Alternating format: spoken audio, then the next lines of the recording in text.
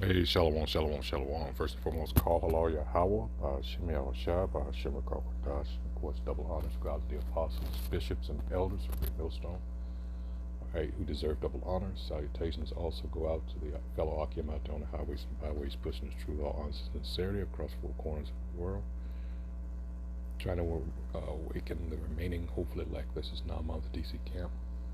And today's video is going to have to do with American exceptionalism. This is an article from Newsbreak, and it says teaching American exceptionalism is the same as teaching white supremacy. This has always been the case, but it's bigger than just America. All right, this goes all the way back from the time of the Renaissance. All right, so let's get into it. It says politicians have been making some odd arguments about what should be taught in schools. Some say that it's important to teach American exceptionalism, but perhaps we should stop and consider whether it might be harmful to present students with a biased perspective on American history. But this is what you've always taught. And again, this goes back to what? Edomite/white supremacy, so-called white supremacy. All right, this is what you've always taught. So what's the problem now? One has to ask. And it goes on to say, what is American exceptionalism? It's the idea that America is a special nation that has certain additional responsibilities. Wow. The ego on these MFers. It says the idea of American exceptionalism is a special form of patriotism that's unique to our country. Unique. Let's go into that word, exceptionalism. All right, I'm going to come back to this that I've just pulled up. This is exceptionalism, the condition of being exceptional or unique, the theory or belief that something, especially a nation, does not conform to a pattern or norm. So much so that if you remember, I guess it's been almost 20 years ago now, the U.S. is no longer under the World Court. They decided that they refused rather to be held accountable because of their exceptionalism to war crimes. All right, think about that. Here you are, you accuse people that had nothing to do with 9/11. You use that as an excuse, especially with Saddam Hussein, because this is who you were in bed with the late 70s throughout the 80s. All right, tried to get at Iran. All right, so like as usually the case, these puppets that you set up, once they bite the hand that feeds them, namely yours, talking about America, all right, now we gotta do something about this motherfucker. So, and a lot of people don't realize that Saddam Hussein had controlling interest in Chrysler shortly before he was murdered. All right, and it's likely that he had a lot of secrets that he took to the grave with him. That's why they had to hurry up and do away with him. All right, so you have to consider that also. But this exceptionalism, this also is why the rest of the world hates America. Even his own kindred, his own fellow Edomites throughout there. Look at the thing with Russia going on now. You know, he went at it with France not too long ago. Germany, they were into it. You know, because why? When Angela Merkel was prime minister, what? They got caught spying on her. Was it her private phone? Like, damn.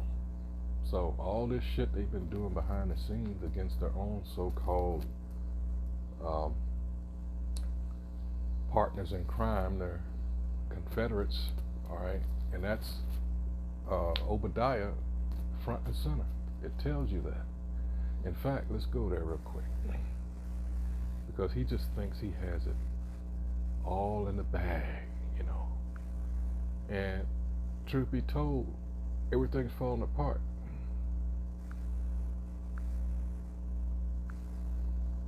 Who are we dealing with? The nation of Edom in general.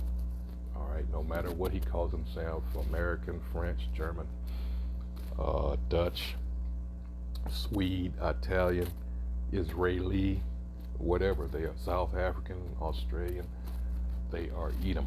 All right, it says under the heading here, Edom will be humbled, because the pride of these Edomites is just off the charts. So we start at 1. It says, the vision of Obadiah, thus saith the Most High Yahweh, concerning Edom. We have heard a rumor from the Most High, and an ambassador is sent among the heathen. Arise ye, and let us rise up against her in battle. Behold, I have made thee small among the heathen. Let's see what that's talking about there. I have made thee small. All right. Strong's H6996. Quartan, I'm sorry. Quartan, it says that is diminutive. All right. Figuratively in age or importance. See, he's being brought down. Least, less, small. All right. Continuing on. Behold, I have made thee small among the heathen. Thou art greatly despised. Everybody, the so-called white man, enjoyed demigod status up until this point. Everybody looked at him as something to aspire to. Now everybody's seeing him for what he is, and it's not pretty. But see, this goes to Isaiah 25:7 too. Let's get that real quick and I'll come back to this. That veil that was cast over. This is Isaiah 25:7. And he will destroy in this mountain the face of a covering cast over all people, and the veil that is spread over all nations, because they were under that spell. All right. So let's go back to Obadiah.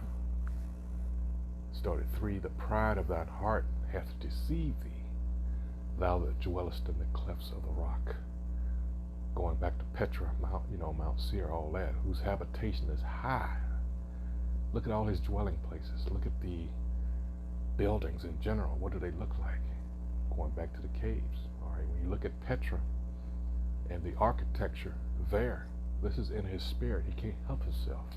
And you think of all the kingdoms that he's ruled, starting with Greece. Look at the architecture there. Then Roman.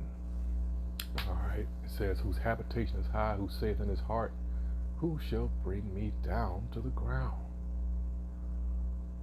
For though thou exalt thyself as the eagle, and though thou set thy nest among the stars, thence will I bring thee down, saith the Most High Yahweh. And that is happening now. It's been happening for the last 50 years. All right. We like to use, 50 plus. We use that supposed moon landing. All right. And ever since then, with all his satellites and everything, I mean, you could argue and say, well, it goes back to the Russians. Okay, cool. But still, he's been going down since. All right. But we're talking about America here. So, hey. 5. No, let's skip on down to 7. It says, all the men, this is my point earlier, of thy confederacy have brought thee even to the border.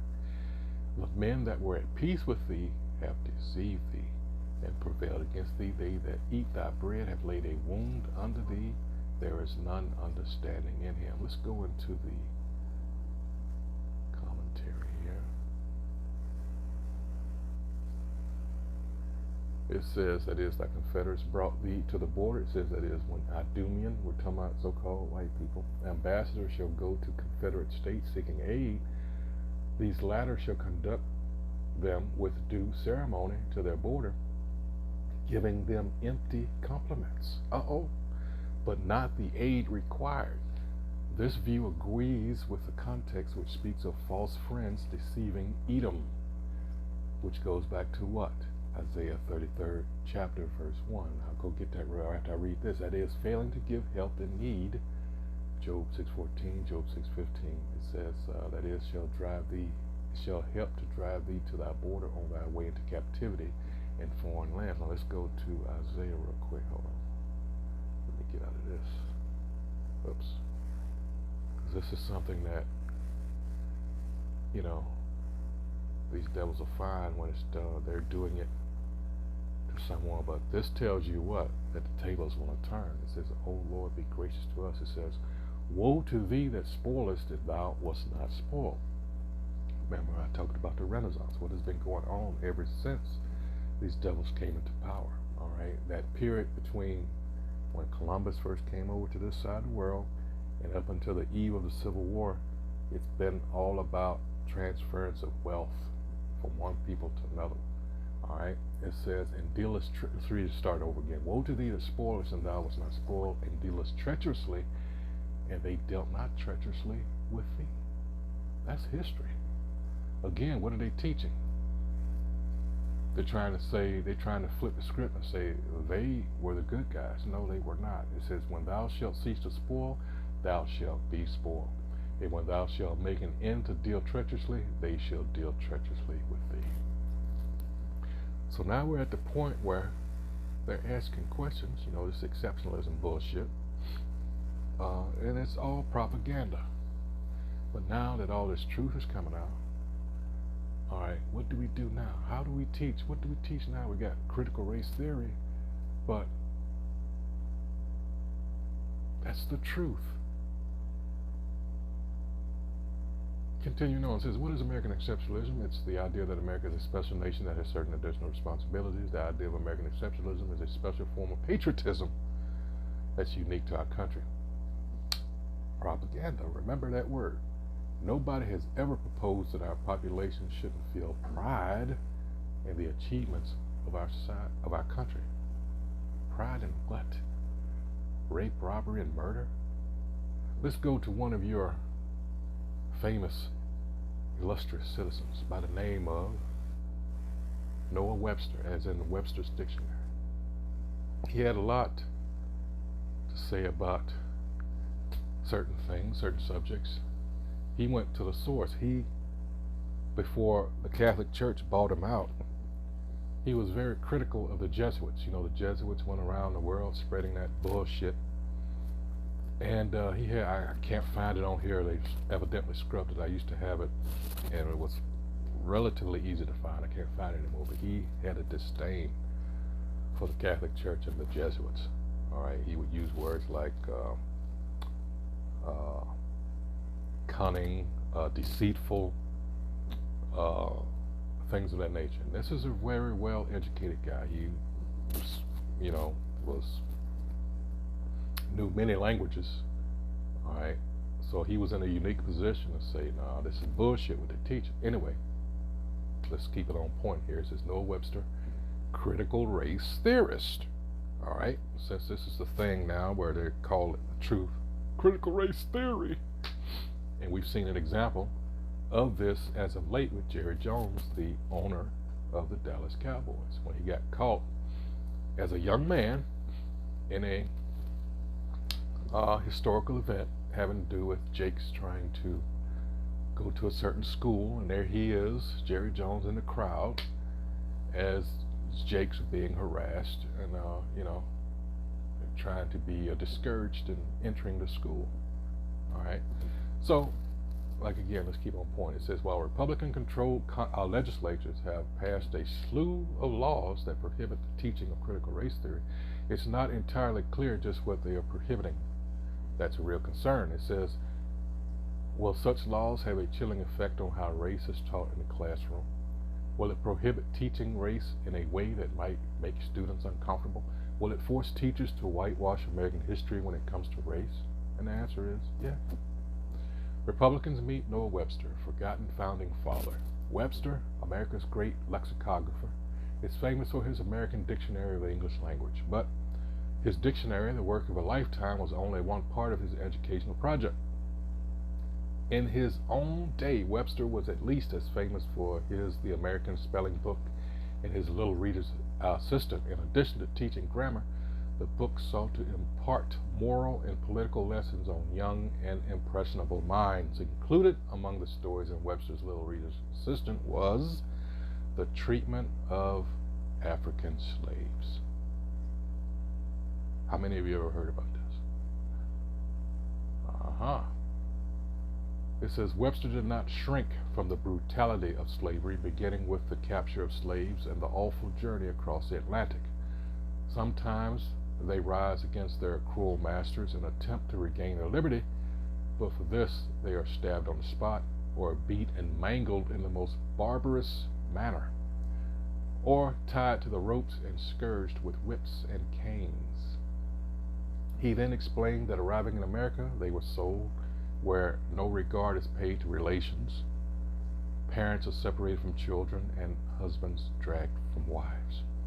Describing this practice, Webster pushed his young reader to think about slavery in moral and political terms, to think about it in ways that were sure to make the reader uncomfortable. Shall this barbarous and unlawful practice always prevail?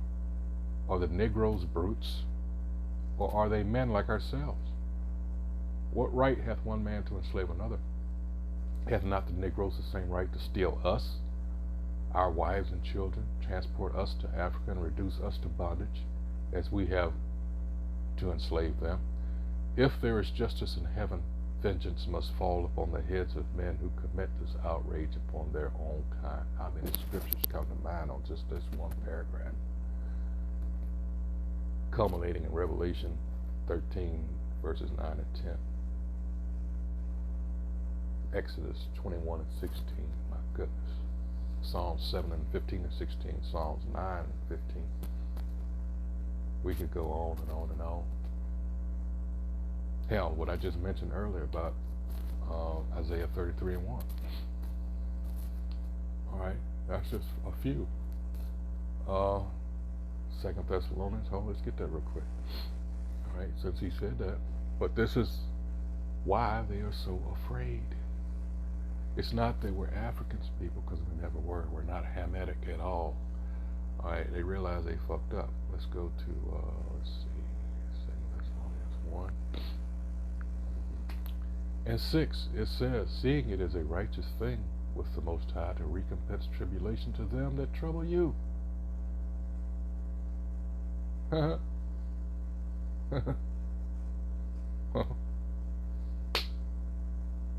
Wow. Wow.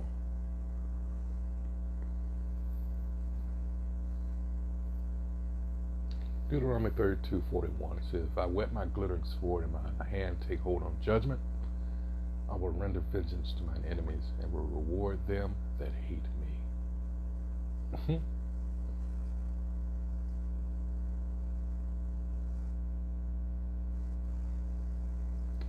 42, I will make mine arrows drunk with blood, and my sword shall devour flesh, and that with the blood of the slain and of the captives from the beginning of revenges upon the enemy.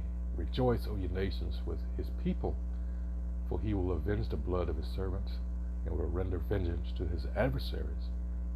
And the number one is Edom, so-called white man. When you go to Psalms 83rd chapter, it says, and will be merciful unto his land and to his people, which are what?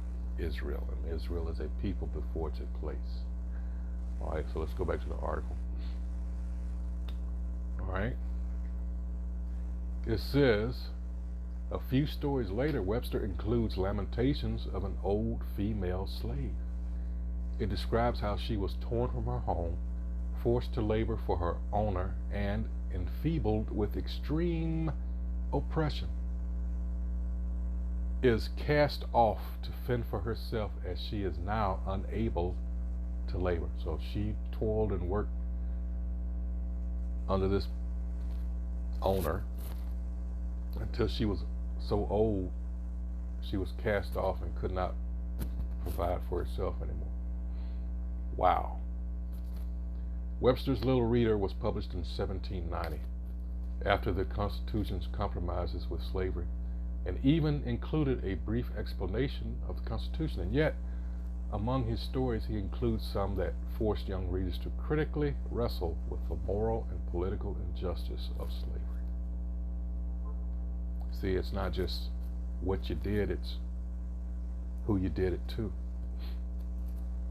All right, and especially of late, more and more people are coming to realize this fact. They're not going to tell you this publicly, but you can see it on their faces. All right, so what I'll have to keep that, and I'll put that in the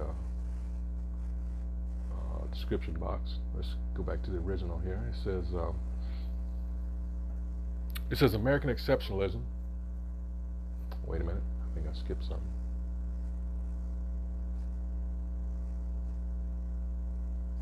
Oh, they're going with that moon landing bullshit anyway. It says American exceptionalism and patriotism are usually considered beyond reproach. Therefore, it's odd when far-right groups are allowed to present conspiracy theories that the moon landing was staged. It's not a conspiracy theory, that's an actual fact. All right, this is what I remember I told you about propaganda. That's all that was, winning the hearts and minds of people. All right, it's a simple fact. All right.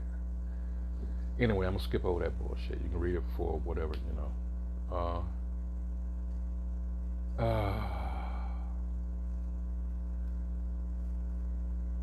It says it's also a fact that the United States needed to employ the services of a former Nazi scientist to get to the moon. All right, and they're talking about the was it the V2 rocket? Let's see who they're talking about here. Yeah, Werner von Braun. All right, that's who they. He was a rocket scientist, Werner, excuse me, von Braun, B-R-A-U-N, 1912 to 1977. All right, so, and there's also some other questionable practice. That was as a result of Operation Paperclip, just in case you didn't know, where they. A lot of the German scientists came over here and were later employed in certain government agencies, you know. Wow. Anyway, this is where you see problems with the concept of American exceptionalism. We can't leave out facts. All right, they're talking about the moon and all that shit. The word exceptional is too close to superior for my liking. But that's just it. That's what American citizens think, that they are superior to everybody else. It says many Americans won't hesitate to say that their country is superior to others, and they do. Why do Americans feel they are superior? All right. Let's see. I don't think there's any problem with having pride in your country. You should have pride in your country. You should be proud of where you come from. But that's the thing about America. Everybody here is not from here originally. There's only one so-called Native Americans, and you see how they're treated. They're put in reservations on their own land. These are Israelites. All right, they're the Northern Kingdom. All right. It says the problem comes when people start to believe their country is always right and should never be questioned. Again, exceptionalism. In the United States, people often respond to criticism with statements like, if you hate America, you should leave. That's an extreme response. It's wrong to think our country is perfect because it's not. Healthcare costs are too high. Poverty is a problem. To a greater or lesser extent, the United States has to confront the same problems that confront the whole world. And they're still not addressing the huge elephant in the room, so to speak. They're dancing all around it. All right. It says, my concern is that, but I addressed that with Noah Webster. All right. My concern is that believing in American exceptionalism requires the population to disregard the existence of critical race issues. If we want to believe our country is superior, we have to ignore all the mistakes and crimes of our country. People are often censored, criticized, or even canceled for having the courage to discuss real social issues. Unfortunately, white supremacy is on the rise in the United States because they sense what? They sense the end. All right. That's just it. Nobody's believing in this bullshit propaganda anymore. The truth, all right, the truth, I have to keep saying that, is coming to the forefront. And it's making a lot of people nervous. All right, let's go to Psalms. Let's see. It says, truth shall spring out of the earth, and righteousness shall look down from heaven. Let me get, is this something in Sirach? I can't think of it right off the top of my head. Hold on. Let's see.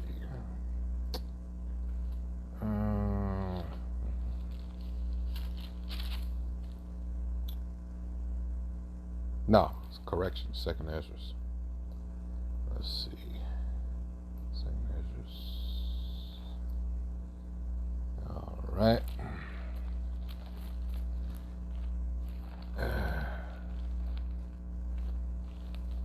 Here we go. This is second Ezra chapter 6, verse 27. It says, for evil shall be put out, and deceit shall be quenched. All right. As for faith, it shall flourish. Corruption shall be overcome, and the truth which hath been so long without fruit shall be declared. All right. And like I say, that's making a whole lot of people nervous. So they have to hurry up and try to establish their new world order. They want everyone C-hipped. All right. The very fact that we have to speak in code should be an indication to you. Amos 8:11 is closer than you might imagine. And that's the famine of the word. All right. Because this truth is getting to them. All right. Continuing on, not much more to the end. All right. It says, unfortunately, it's interesting to observe that this is happening at the same time that politicians are banning CRT and demanding to teach American exceptionalism. All right. At what point does the general population recognize that our schools and media are promoting a message of propaganda? What did I say at the start? This is what this has all been about. Let's give it the respect that it deserves. Lies.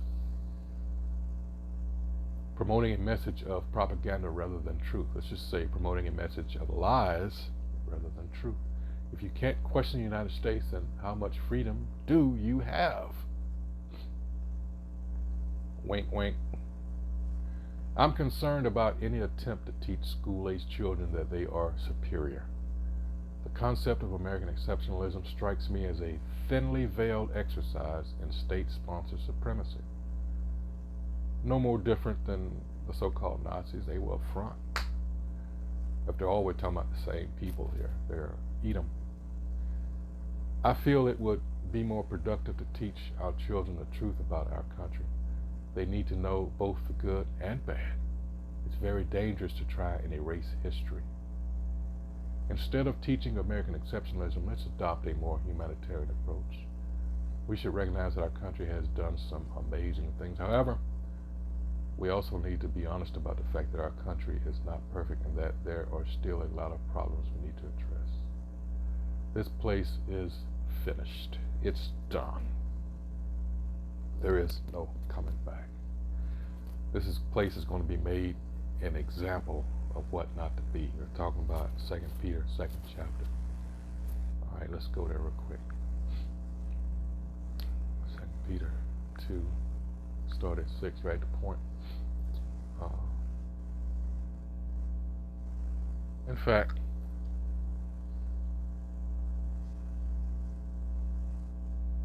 I started 4. It says, for if the Most High spared not the angels that sinned, which we are, but cast them down to hell and delivered them into chains to darkness, which is our bodies, to be reserved unto judgment, and spared not the old world, but saved Noah, the 8th person, a preacher of righteousness, bringing in the flood upon the world of the ungodly. 6, and turning the cities of Sodom and Gomorrah into ashes, condemned them with an overthrow, making them an example unto those that after should live ungodly. This place, America, is an altar. All right? And it's going to be utterly destroyed to the point where no one will ever be able to live here. That's why, in making a distinction between ancient Babylon, people still living over there in that area, and Babylon the Great, all right, the daughter of Babylon, all right, which is here, is a whole different thing, all right. Nobody will ever be able to live over it again. It's going to be a dwelling place of desert creatures and the like, but it's going to be an example, all right, of how not to be. All right, so that is it. Again, from this opinion piece, it says teaching American exceptionalism is the same as teaching white supremacy. This place is through. All right, so this is something that